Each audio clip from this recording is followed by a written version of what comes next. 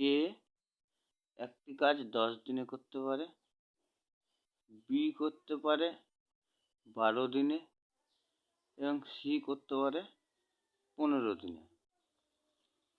তারা সবাই একসাথে কাজটি শুরু করলো, কিন্তু এ কাজ শুরু করার 2 দিন পর এবং বি কাজটি শেষ হওয়ার 3 দিন পর চলে গেল। তাহলে টোটাল কাজ হচ্ছে 60। এর ইফিসিয়েন্সি 10, 6 10 60, এর ইফিসিয়েন্সি 6, বি এর ইফিসিয়েন্সি 12 5 60, 12 5 60, তাহলে 5, বি এর ইফিসিয়েন্সি 5 আর 15 4 60, সি এর ইফিসিয়েন্সি 4।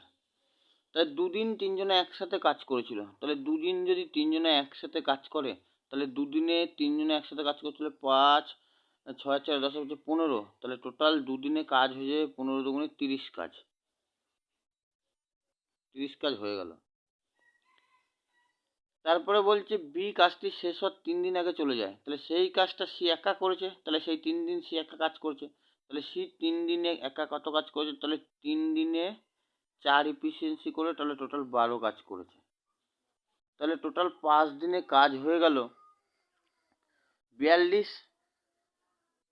তাহলে আর কাজ পড়ে থাকলো 60 থেকে 42 বাদ দিয়ে দিলাম, তাহলে কাজ পড়ে থাকছে 18। এই 18 কাজটা করেছে আর বি আর সি দুজনে একসাথে। তাহলে বি আর সি দুজনের একসাথে এফিসিয়েন্সি হচ্ছে 9। তাহলে 18 কাজ করতে সময় লেগেছে হচ্ছে 2 দিন বি আর সি এর। তাহলে টোটাল কত দিন লাগলো? প্রথমে 2 দিন সবাই একসাথে করেছিল, তারপরে বি আর সি একসাথে করেছিল 2 দিন, তারপরে বি চলে গেল এবং বাকি কাজটা করলো সি 3 দিনে। তাহলে টোটাল হচ্ছে 7 দিন লেগেছিল। তাহলে টোটাল 7 দিন, অপশন নাম্বার সি।